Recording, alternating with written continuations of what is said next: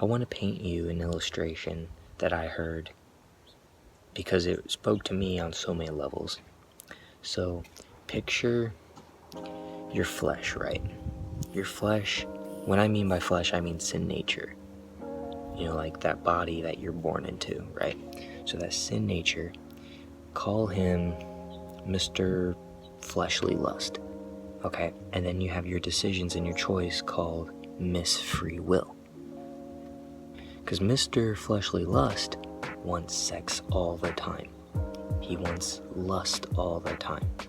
He lives for carnal, fleshly pleasure. And sex is that power drive for that. Miss Free Will has the choice to do right or wrong. But she's drawn into the enticements of what Mr. Flesh provides, Mr. Fleshly Lust wants. So she's easily persuaded by that. She's persuaded to do wrong, but she's torn between right and wrong. That's your free choice. You're torn. Do I want to do the right thing, or do I want to cave into the sin? And then when your free will caves into the sin, she gives consent to that and outbirths sin. That sin hatches and is born inside you. And it's bad. Once Mr. Fleshly Lust gains power, the weaker she becomes. She becomes weaker and he becomes stronger. Lust gets more energized and hyper within you because you're caving into that decision.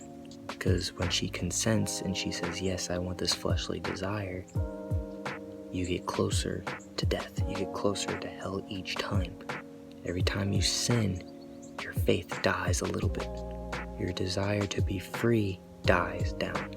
That hope to be free from that sin dies more. And you step closer to hell each time. But the thing is, Mr. Fleshly Lust is a liar. You get a package of lies. He's not going to tell you up front of, hey, if you sin, you're going to go to hell. He sugarcoats it because it looks appealing. That's why it easily ensnares us, because we are so drawn to it, because it's easy and it entices us.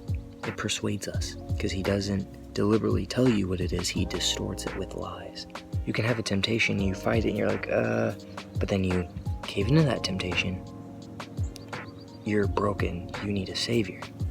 But if you sin with no remorse and you sin without feeling anything bad about that, that's demonic, satanic nature. Because Satan doesn't feel any temptation, he just does it. That's his nature, is to sin and do everything against God. He just sins.